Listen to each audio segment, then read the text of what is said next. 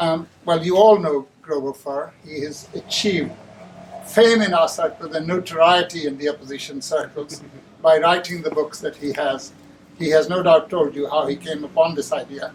But as you already probably know, Professor Furr wrote this book. He embarked on this research, really stumbled on it quite innocently, looking at Khrushchev's speech, hoping to find one or two things wrong with it, and everything would be fine. And to his horror, he discovered literally everything he said was a lie. I'd like to ask you first, Grover, what brought you into this field of research? Well,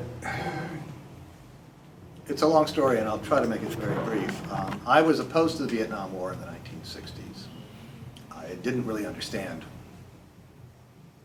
what was going on, but I just thought it was wrong in a fairly naive manner. And I was at some demonstration, and someone told me, you really shouldn't oppose the Vietnam War. And I said, oh, well, why not? Well, because the National Liberation Front of Vietnam, who was fighting the Americans, is led by the Communist Party of Vietnam, Vietnamese Communist Party. Vietnamese Communist Party is led by Ho Chi Minh. Ho Chi Minh was trained by Stalin, and Stalin killed 20 million people. So, I don't think they use the term, but you're on the slippery slope to killing 20 million people to mass murder. That's really the answer. So I thought that sometime or other I needed to look into this. Well, some years went past. I read a book by Robert Conquest. Few people read him anymore, called The Great Terror. And it was terrifying. I was horrified by the allegations and accusations about the Soviet Union and Stalin that were contained in that book. And I sort of filed it back in the back of my mind that at some point I need to look into this because I knew Russian. See, I'd studied Russian in high school and in college for literature. So I did eventually in the 70s start to look up the footnotes in Conquest's book. I actually systematically looked them all up. It took a long time. I bet not many people have done that before. No, I'm told I've got people that know what he did that. And what I discovered was that Conquest's evidence didn't back up his conclusions. And you know, I don't want to spend too much time talking about Conquest's book, but there are different kinds of ways of making false statements that are not backed up by your evidence. Either the evidence says something else, or the evidence says what you're saying, but it itself has no basis, there's no evidence behind that. You're just quoting somebody else who's making an assertion. So I decided that I would write something about the Soviet Union under the Stalin period, and I decided to do some research to specialize on the military purges, which is the Tukhachevsky affair in 1937. And eventually I did that, and after many adventures and misadventures, I actually got that article published in the late 1980s. And then I went back to teaching medieval British literature, which is what I had gotten my Ph.D. in and had been doing for some time. When the internet came along, I put that article online, typed it up and put it online, along with all the other stuff that I had written. I got an email from a gentleman in 1999 named Vladimir Bobrov in Moscow.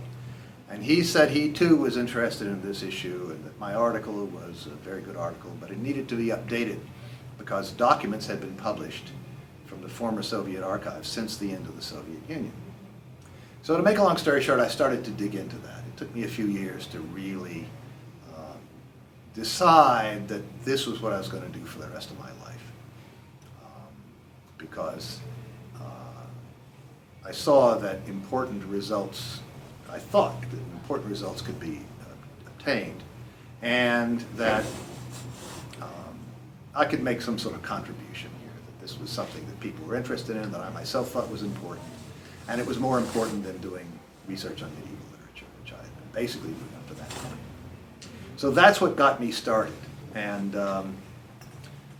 I have to say that also the fact that I began to discover that the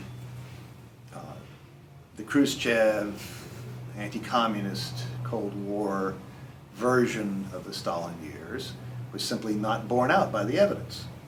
That the evidence was that that version of the Soviet history during the Stalin period that we had all been taught, not only Conquest, but many other sources, could be disproven, was being disproven. As I read more and more documents, I realized that.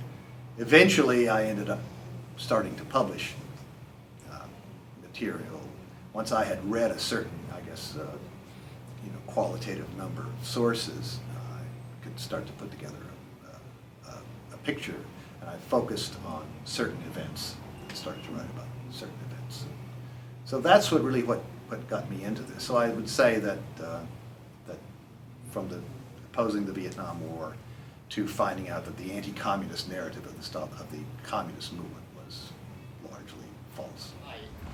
And that frightened the daylight out of him, because that would mean that he would be straightaway dubbed as a Stalinist, simply propagating the faith rather than doing honest research, because honest research means you must defame the Soviet Union, especially Joseph Stalin. Without that, your research cannot be considered respectable and impartial. So he's written this book, which I'm very pleased that he's written. It gives a lot of information. I don't want to stand in between you and him, so Professor Furr, to you. Thank you.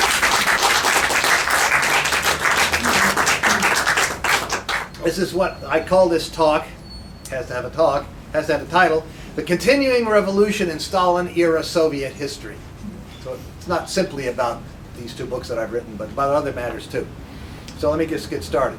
The history of the Soviet Union during the time of Joseph Stalin's leadership has been the subject of lies, forgeries, falsifications, and slander since the 1920s. Since the end of the Soviet Union in 1991, a great many primary documents from formerly closed Soviet archives have been published. This evidence permits us to see that the historical account of the Stalin period that we have all been taught and that has entered the groundwater, become general knowledge, that historical account is utterly false, a monstrous anti-communist fabrication. Today I'm going to report briefly on recent research of my own on 10 issues of Soviet history of the 1930s, the Stalin period. They illustrate how false the prevailing construction of the Stalin period of Soviet history is. Others, especially in Russia, are also working along similar lines. If there is time, and if you have the interest, during the question and answer period, I can also talk a bit about my research on the collectivization of agriculture and the famine of 1932-33 and the falsifications that are widely spread about them, too.